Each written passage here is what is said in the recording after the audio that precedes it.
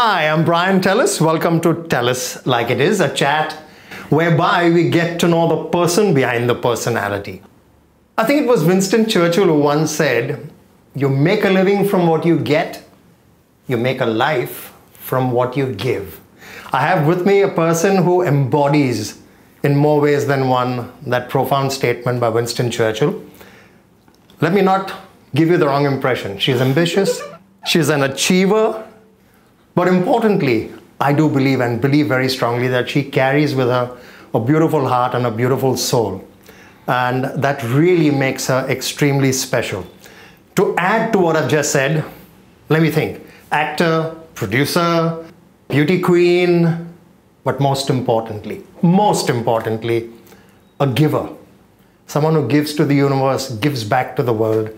And I think that really is very special. I speak of a friend, I speak of a professional, I speak, like I said, of a beautiful person inside and out. I'm privileged to have you in the studio with me, Dia Mirza.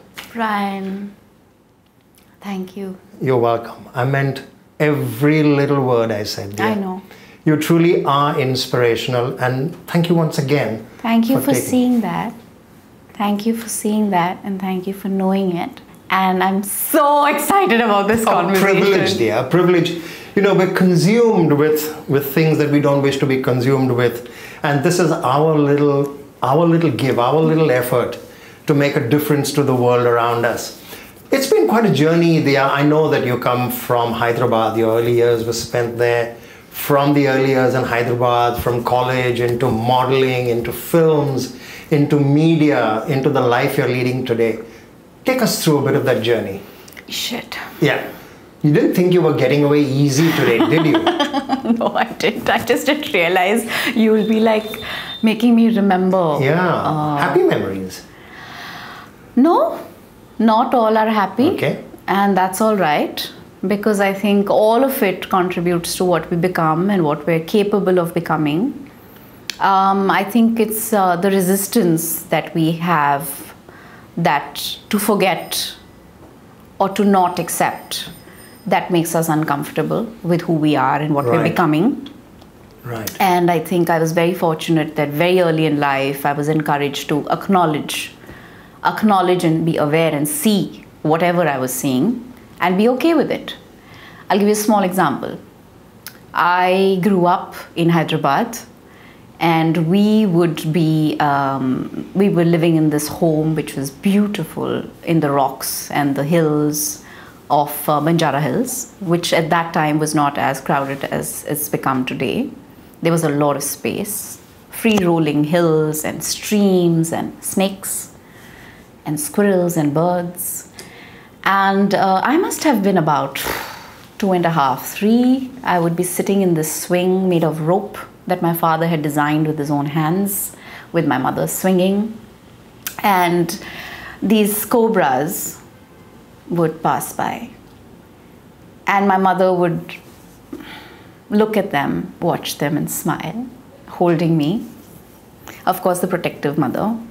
Mothers are protective. And I would say, Mama, look.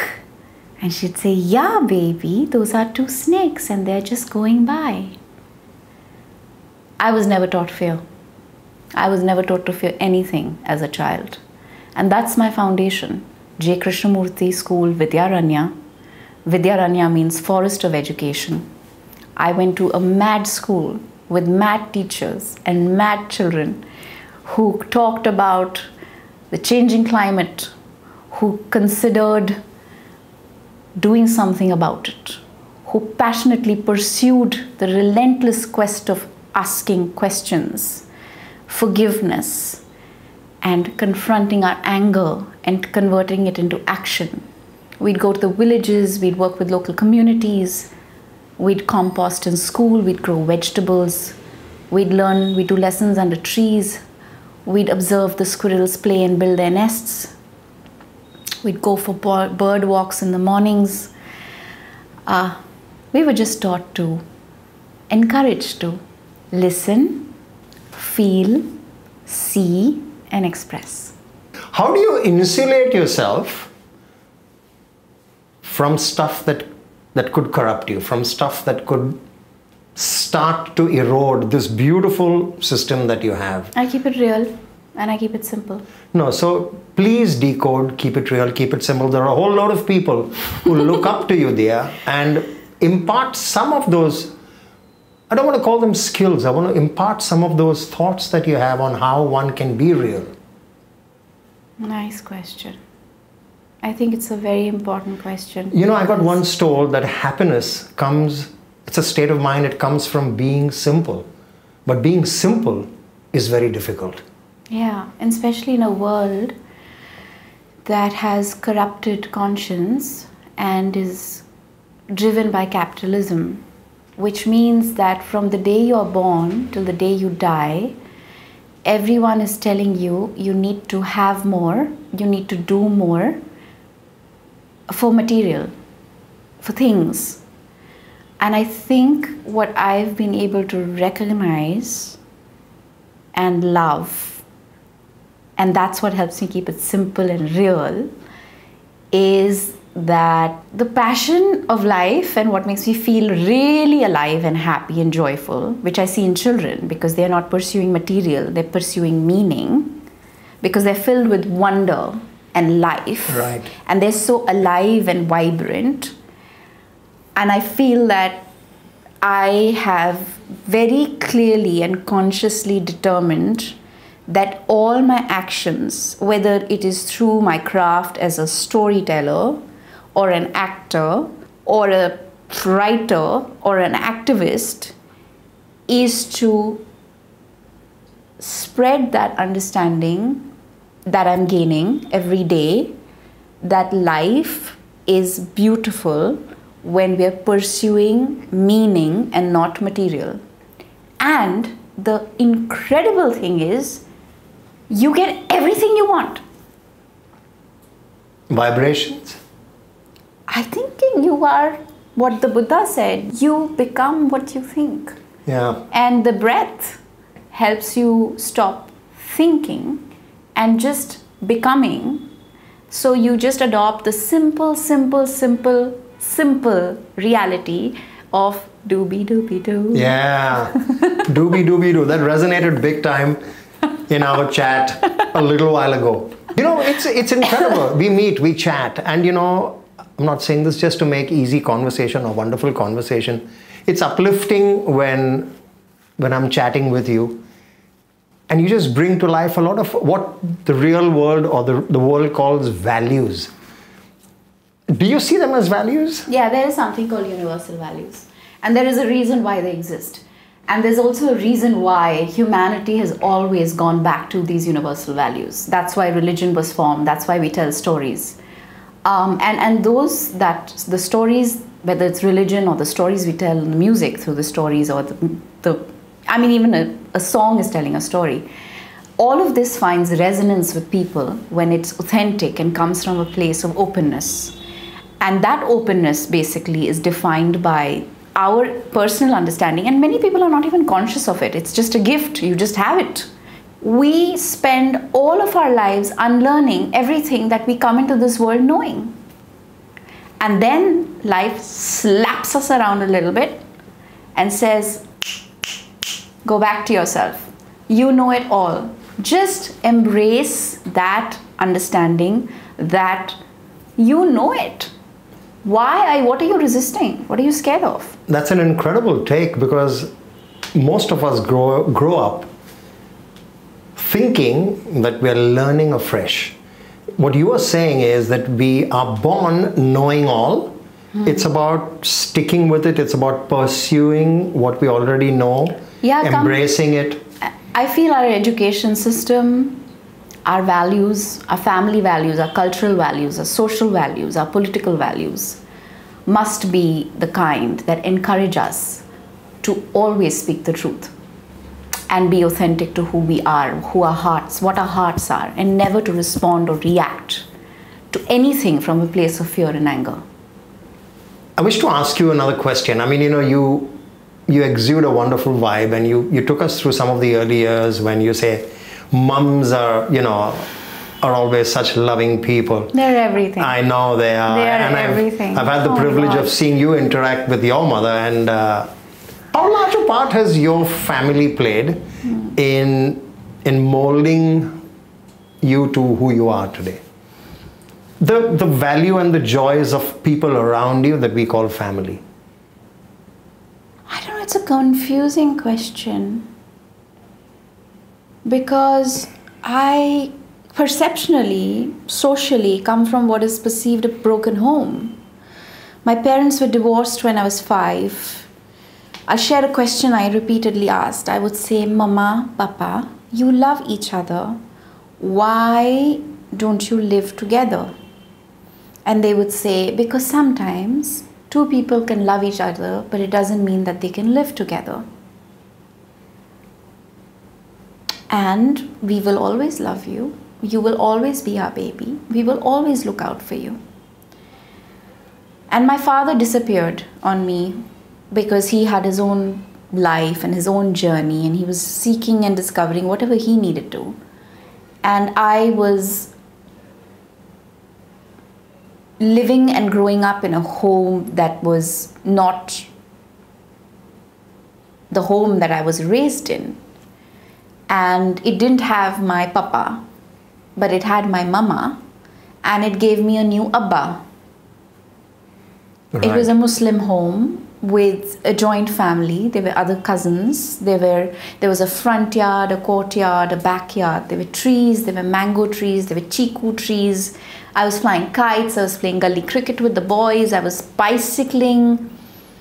Abba gave me every freedom. And I don't like to use the word gave because I think it was not innate to his nature to take anything away. Right.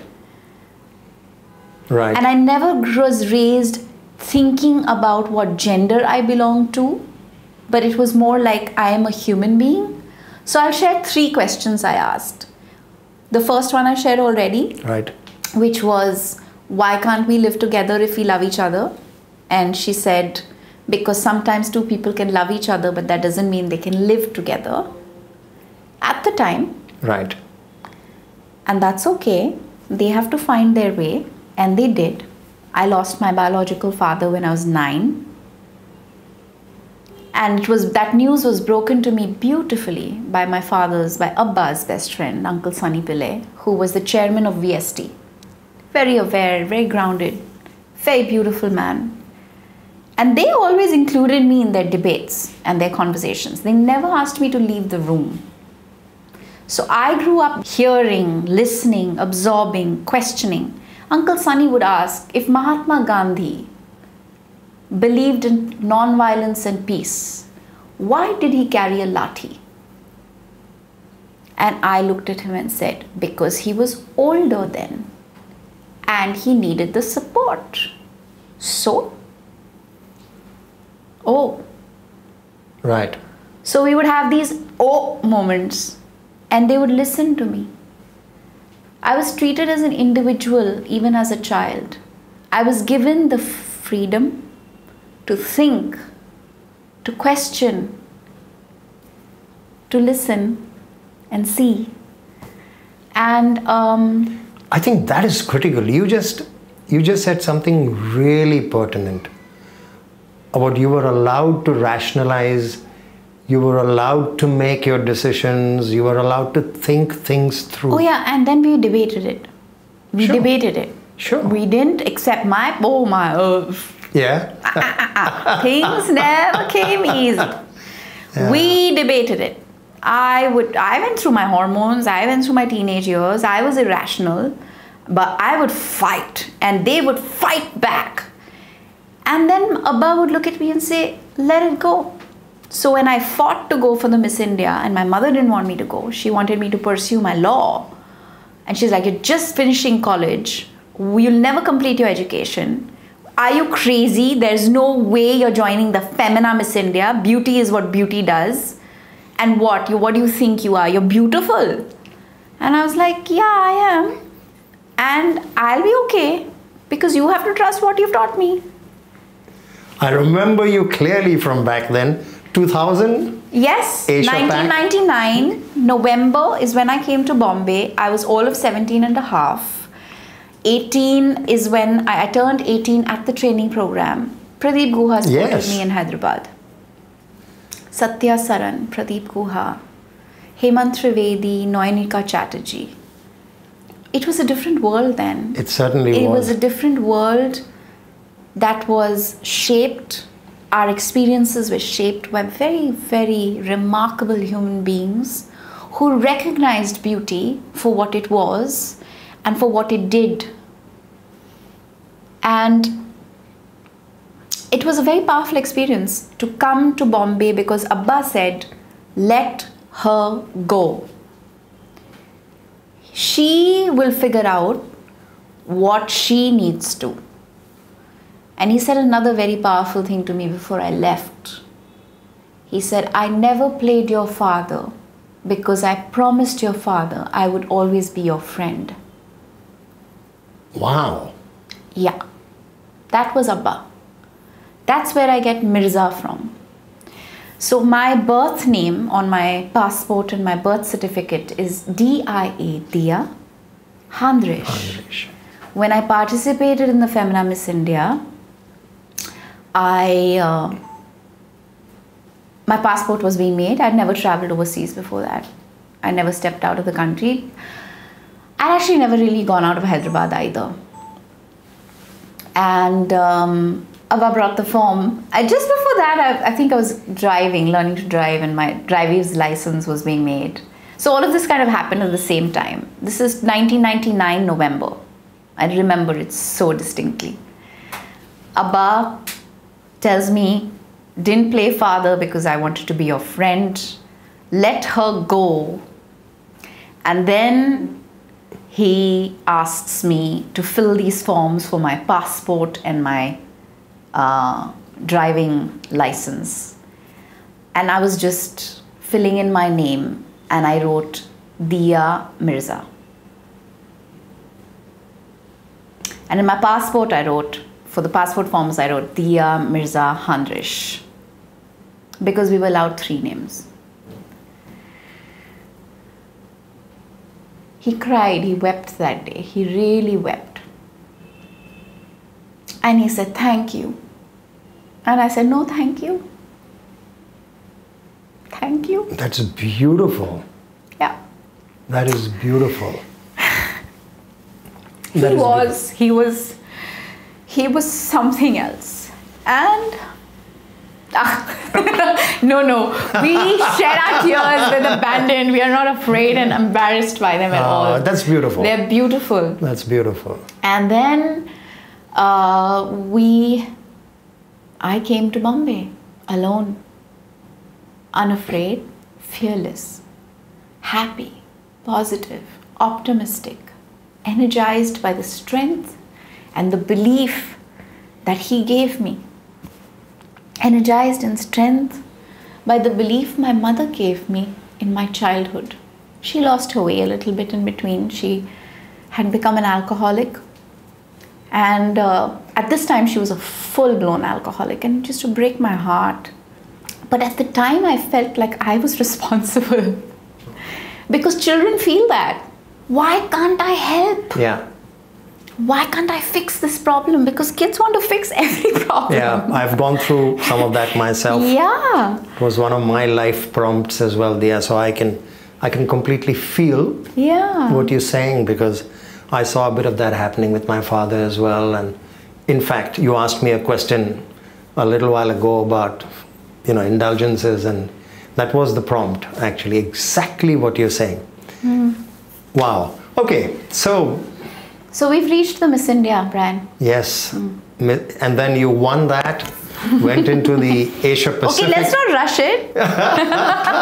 I can remember that so vividly. I still have the privilege of being in touch with all of you, with Pradeep, with Lara, Priyanka. Lara. Yeah, absolutely, all of them. All What of a you. year.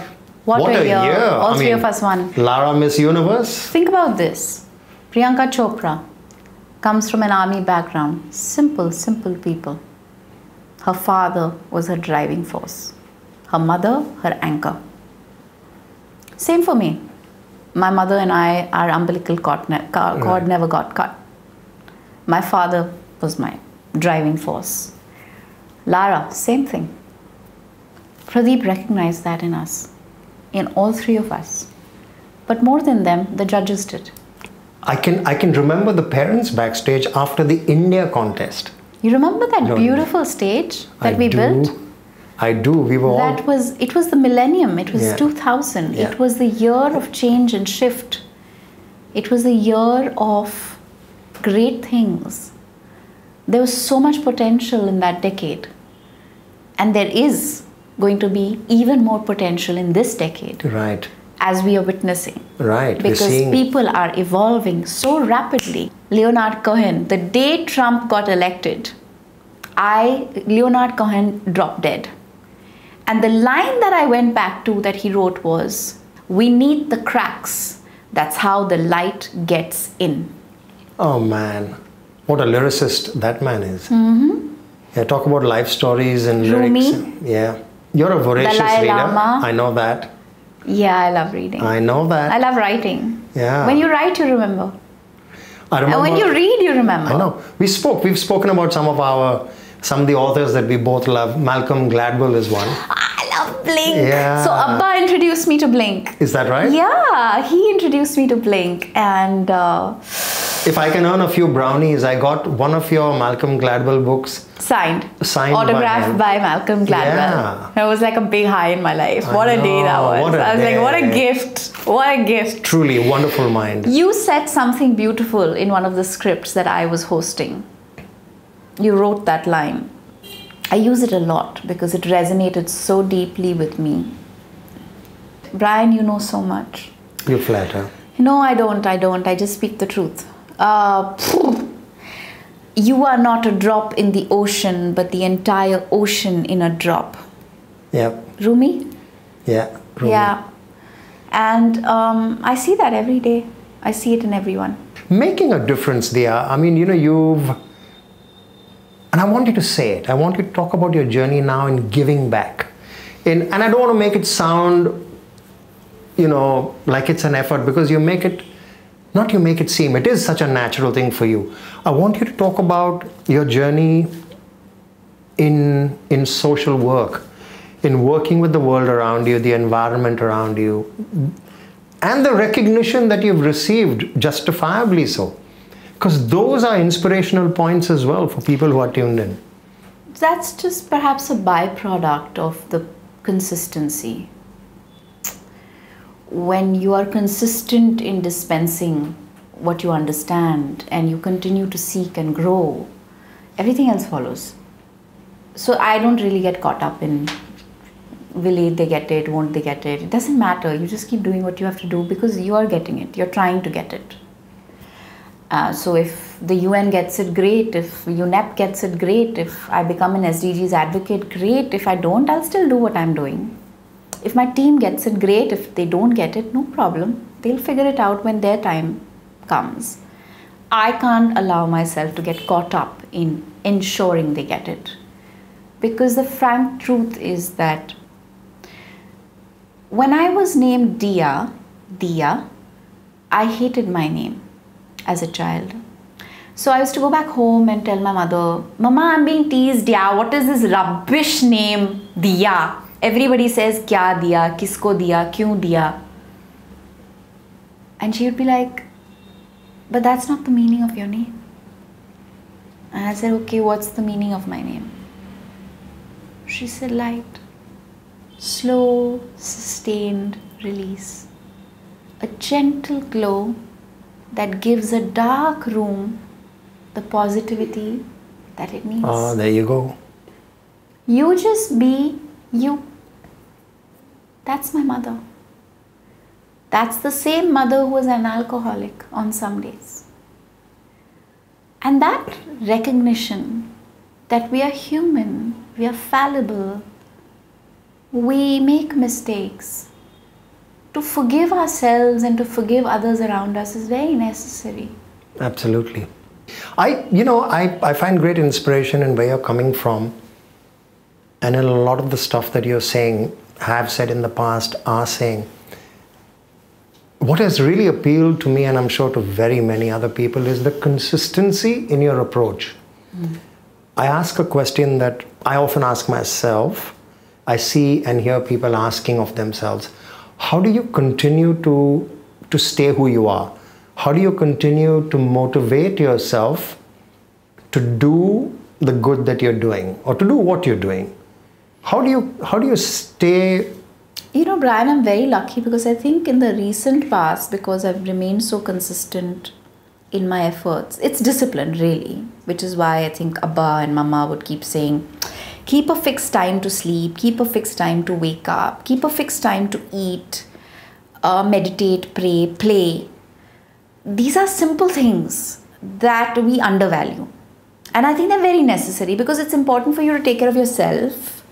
You know, drink that water with the lemon and the cucumber and the ginger and the pudina. I'm going to send you the recipe.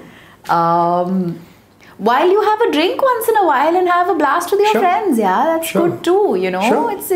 It's all necessary. Look, there's no right or wrong, really. It's about... the thing is that there's no absolutes. Yeah. Life is not yin and yang. Yeah.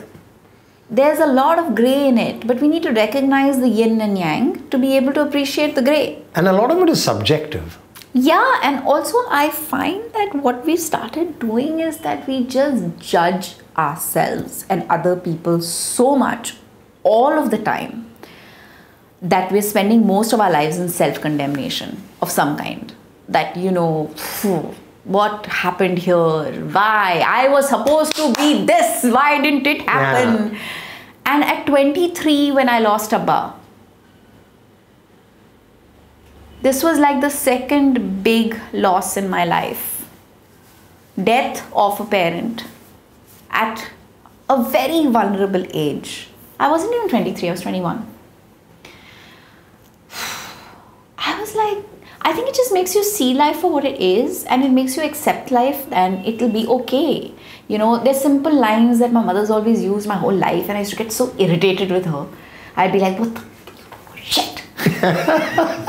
Why do you say this to me? So angry. This too shall pass. And I'd be like, it's not passing. It's just not passing. And then she'd be like, because you're resisting. And then she would forget herself. So when I would see that contradiction in her, I'd be like, maybe this whole world is a contradiction. But I discovered 11 years ago. No, more. 15 years ago. So Abba passed. I went into meditation.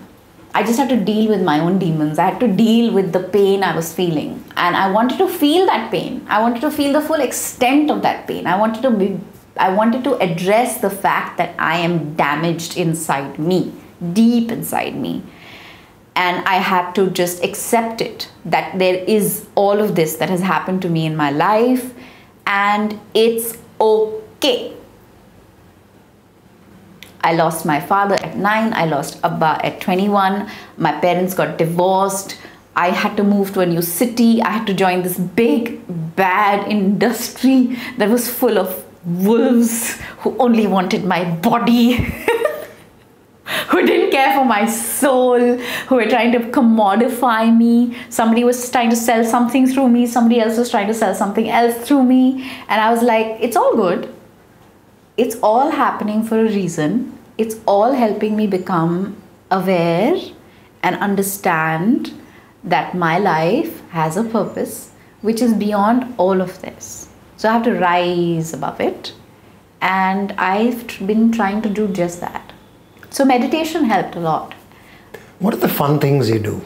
I have fun every day. So my work doesn't feel like work because I only do what makes me happy. And and whatever makes me happy makes me do. So reading? Yeah, when I'm free I read, when I'm on a flight I read, when I'm on a holiday I read. Listening to music? I listen to a lot of music. I listen to music when I wake up in the morning. I listen to music before I sleep at night. I listen to people. I listen to their stories. I'm fascinated by stories. I watch cinema, paint, pottery, ride, swim, travel, trek. I totally and absolutely loved my trip along the Ganga, which started from the source and took me all the way to sea. And people captured it. And it became this amazing show that people watch. And they meet me from all over the world. It went to like some 387 countries.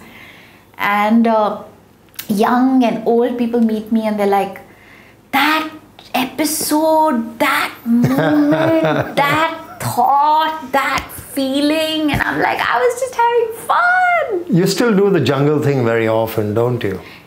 I do the jungle thing every day. So the jungle now has come home. Oh, it has? Yeah, I have created my own biodiversity around me in Bombay. So my windows are covered in these plants that attract biodiversity and bird feeders. So we have butterflies, bees, coppersmith barbets, sparrows, parakeets, quails, mynas. All of them find their way to your bird feeders and to your They're all home? in our garden and they're all in my building and they're all in my home, like right outside my home. And the other day we had sparrows flying through the house. And I don't live in a big house, I live in an apartment in Bombay. So it's not like people suddenly start thinking I'm talking about this bungalow I'm in. I'm like, no.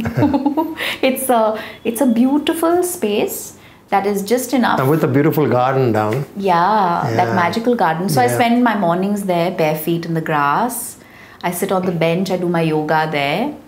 So what I do in terms of discipline, Brian, which I think has helped me a lot to stay focused and stay peaceful, is that I spend I make sure I wake up 2 hours before I have to be anywhere. So if I have to be somewhere 2 hours before I have to wake up, it means I have to sleep. And I make sure I get 8 hours sleep every night. And you're successful at getting 8 hours every night. That's great. Absolutely. That is wonderful. There is absolutely no compensation on that. It's very clear because I think I've worked very hard to get to a point where I can say I can only be productive, I can only be good, I can only manage to give fully and absolutely when I have the time to restore my own energy. Then if you do need to do an all-nighter over 5 days, you do it passionately with joy and happiness and it doesn't kill you. So I did this show called Kafir. Right. It came to me, it was like this beautiful blessing because the theme of the show is humanity is my religion and it's a cross-border story about India and Pakistan. Right. And it's about a character who basically grows in Pakistan, occupied Kashmir and is free, this beautiful free child. And she's married off. And she goes into a marriage with belief and confidence and faith and love, lots and lots of love to give. And she's very confused because she gets left. She can't have a child. And her husband accuses her of not being able to give a baby. So she is so bewildered by that and so pained by it that she jumps into the river, Poonch. She flows onto the India side. She gets picked up by the Indian army. She's put into jail. She's labeled a terrorist, a militant. And then the onslaught of life happens. She's cut off from her family, her Abba, her Ammi, her brother. She doesn't hear from them for years. 7 years later, a journalist recognizes, sees a little child being walked to school from the prison. A little girl. And he's curious. He wonders, who is this child? Who does she belong to? Asks questions and gets to Kainaz. Wow. Kainaz Akhtar is found by Vedant Rathore, who then pursues answers to the questions that her story is going to give him. These answers are answers that resonate with every person living in conflict. Any kind of conflict. Conflict created by war, conflict created by politics, conflict created by self-doubt. You know, given the kind of passion that you have for life and all things defined by the word life, I'm sure there's something that you feel really, really strongly about. that one thing that you'd like to tell the world about? You know, we hear these things: face your fears, face your anger. Face it. See it. It exists. Respond to it, don't react to it. I feel like there's too many people around us today who are making us very afraid.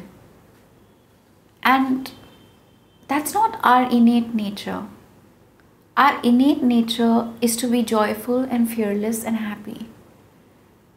And allow yourself to feel the full extent of pain. It's not a bad thing. Tears are not bad.